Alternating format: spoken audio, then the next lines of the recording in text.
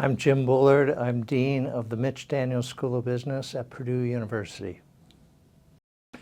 The war in Iran has thrown a monkey wrench into most plans for 2026, and so I think right now the Open Market Committee, the main policymaking arm of the Federal Reserve, is on hold. They want to see how the war progresses and what kinds of issues it might arise globally and for the U.S. In the months ahead, and they want to reserve any penchant for action until they see more data. I'm still pretty bullish about the U.S. economy. It does depend on the war a little bit, but the U.S. is a energy producer, not a energy consumer, and so that means that on net, the U.S. probably benefits actually from the higher oil prices and the issues around that have happened around the Gulf there. So I think that, combined with less energy intensity in the U.S. than there has been historically, mean that, and also the AI boom, those factors mean that the U.S. will probably do pretty well this year, even though everyone's very worried about exactly how the war will progress. Well, the most immediate impact is higher gas prices, and we certainly all have to pay that at the pump, and so that's something that's very noticeable to consumers. I don't think at these levels, in recent days, around $4 a gallon here in Indiana anyway, that's not high enough, I don't think, to have a big impact on the U.S. consumer. If you got to $5 or $6, you'd be closer to what happened in 2022 during the Russian invasion of Ukraine. Even that didn't cause a recession in the U.S., so you'd probably have to go even substantially higher than that.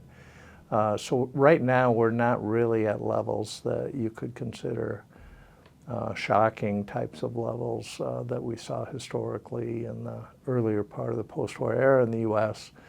And as I was just saying, energy intensity is very different. It's more of a services economy. It's not as much of a manufacturing economy. And so that changes how these things affect the U.S. economy.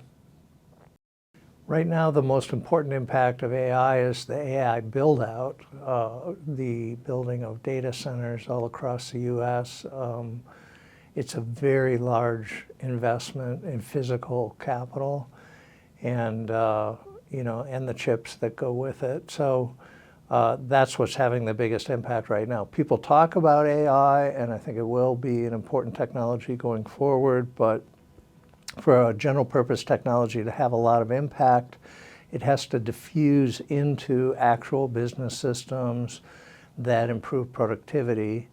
And I think it's going to be slower than many other people think. It's going to be harder to incorporate that. You have cultures in place, you have processes in place. It's very hard to break into those. It will eventually happen, as it did for all these other technologies, the telephone, the car, the airplane, but those things, they take years and decades to play out, not just months and weeks. Yeah, with the labor market, the most important thing is that non-farm payroll employment, which is one of the key indicators for the Federal Reserve, has been hovering at very low levels compared to where it's been in recent years.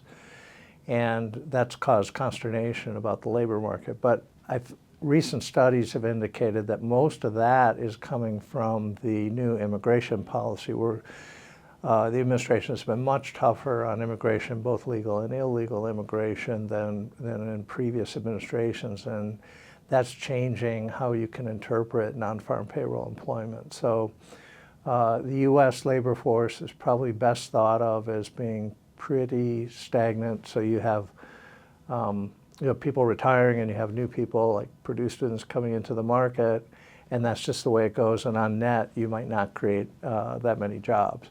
However, other aspects of the labor market seem fine. The unemployment rate is close to what most people would estimate as the natural rate of unemployment, and initial claims for unemployment insurance are very low. So those two metrics, which are key metrics, suggest a healthy labor market, even though the immigration policy has changed the flow of jobs creation. So I think overall the jobs market is in pretty good shape, but you do have to think about how immigration is affecting those numbers. Well, on inflation, I think that the committee's preferred measure of inflation, which is core PCE inflation, that measure on a 12-month basis is close to 3%. And, you know, that's too high for the committee, and it's stayed at a pretty high level, that level, for about 2 years. So they really haven't made any progress on their core inflation measure. That one is throwing out food and energy, so you know it's not affected very much by the energy shock that's going on. So it's really underlying inflation. I think the committee will want to get tougher on inflation going forward in order to be sure to push that number down toward 2%. So I think it's been frustrating for the committee that they haven't been able to get that to 2% 5 years in a row now of missing the inflation target.